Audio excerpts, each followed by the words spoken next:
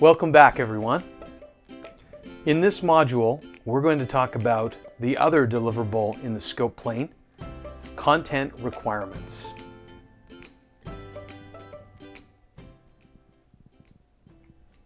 Content requirements are equally as important as functional specifications. At the beginning of a project in the scope plane, we probably have just as equal a need to define one versus the other. And they do form a symbiotic relationship, as we've already mentioned. Content is extremely important, and words matter. In the world of user experience design, content probably accounts for about 50% of what we see in our user interface. When we think about content, we mostly think about copy, so words on the page. Those have a huge impact in whether a user gets from one point to another. Words are a huge part of the user experience. Mainly because UX is storytelling. How do you encourage someone to land on your website homepage and get to a specific goal where they will convert? Well, you need to tell them a story. You need to guide them through the experience. Copywriting specifically is a critical aspect of UX. And it's the copy on our interface that guides users through products and facilitates interaction via elements like buttons, menus, navigation labels, error messages, hint text, and more like tooltips, headlines, and field labels. I also think one of the most important parts of copy are what we call reservation busters. Little parts of the interface that reduce doubt in the user's minds, whether represented by iconography or, more simply, some microcopy. And if we get into the habit of thinking about UX as storytelling and making sure that the word is guiding our experience, we'll prepare for the advent of what's to come. And I hate to say it's what's to come because it's already here. Voice devices are part of everyone's life. And these voice devices exist without the need for a screen, without the need for visual signifiers to guide the experience. The story, and specifically the words in the stories, are what's driving us forward through these experiences. Think about voice stories as user flows with different forks in the road. As you make changes to your decision path, your funnel adjusts to take that into account. The goal and the destination are still the same, but the parameters that led you there change based on the commands that you enter with your voice. Here's one tip to creating content and building out your content requirements. Firstly, mobile usually accounts for well above 50% of traffic on most websites and products. Think mobile first. Reading on mobile becomes more difficult as the complexity of the content increases. To write for mobile means to write for a scaled down, snackable version of what you would see on a desktop device. The reality of the situation is that a lot of desktop experiences are now mimicking the attention span that we've given to mobile experiences. And that snackable content is becoming part of all of our experiences.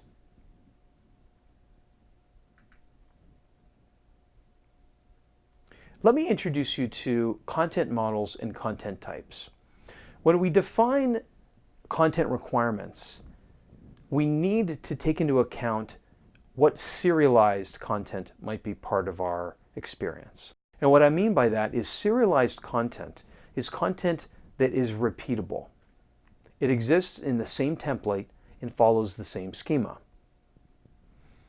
A content model documents all of the different types of content you will have for a given project, and a content type details the specific elements that are within a content module.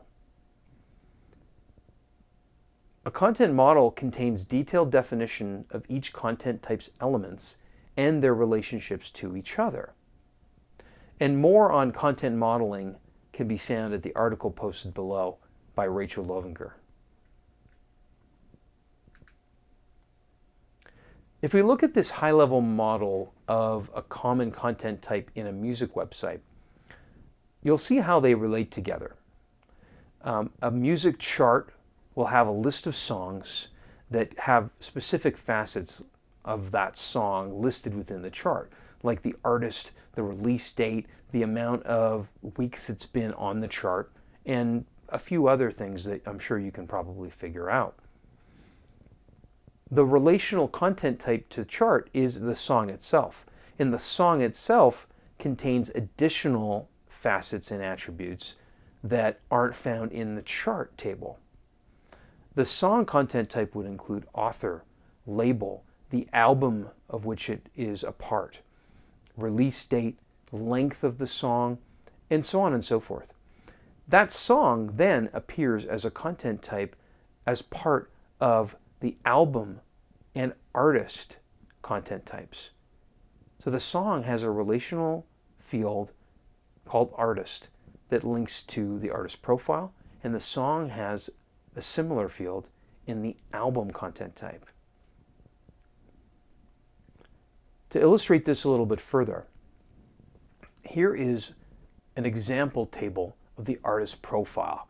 And this is a more detailed model showing the breakdown of information captured about an album, artist, song. And as you can see here, we have artist name, summary, author, image, body, slideshows, and videos appearing in an artist profile. And this is a repeatable schema that allows you to enter new artists and build profiles for new additions or add additional content about an existing artist.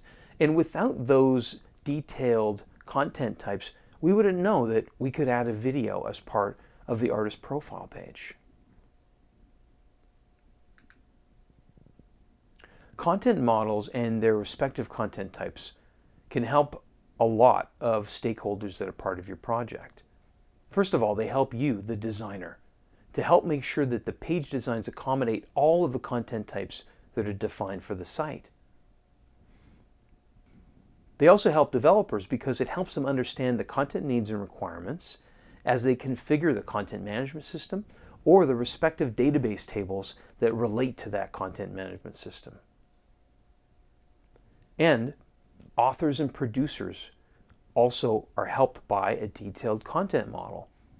These guidelines in the content model would provide an author or a producer the direction on what content to write or create and how to enter it into the content management system or database tables. Now it's time to do an in-class exercise about defining a content type. And in this case, we're going to look at a product detail page for the book Becoming by Michelle Obama. For a lot of you, this page should be recognizable because it's from a pretty major bookseller. On this page, we see a number of facets related to this product. And that's really all that we're documenting at this point. What are the specific facets that we have in this content model? What are the specific facets that we have in this content type?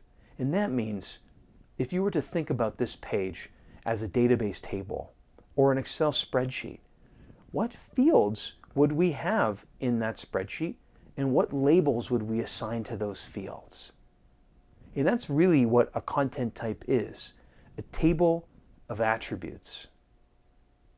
So, pause the video, and I'd like you to take some time to see how well you can do at documenting this content type. And you'll be able to submit it in the micro assignment following this module.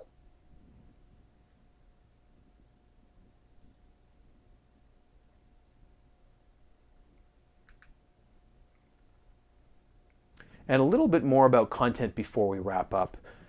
Content isn't just copy. It's not just text. When we think about content requirements, we really do need to think about images, audio, video, as well as other multimedia.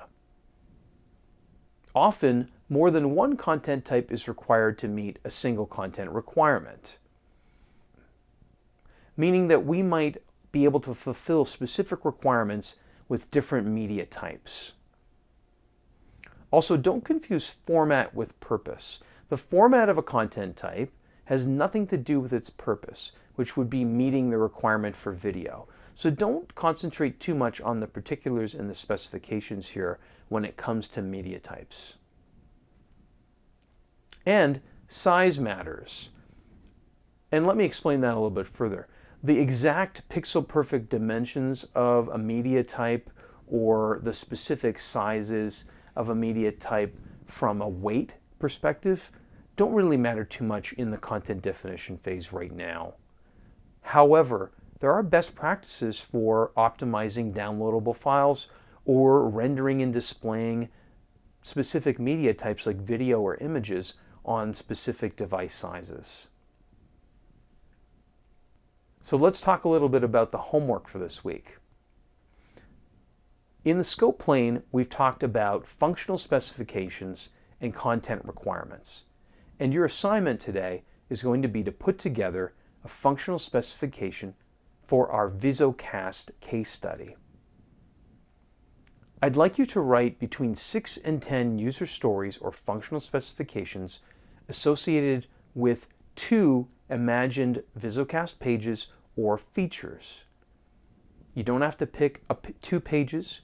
You don't have to choose 2 pages or 2 features or 1 page or 1 feature. It's up to you. In total, there should be between 12 and 20 user stories or functional specifications. You shouldn't need more than about 2 pages to document this, and it's due next week.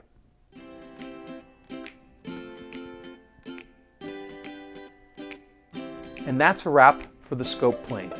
We'll see you next week as we tackle the structure plane. So long, everyone.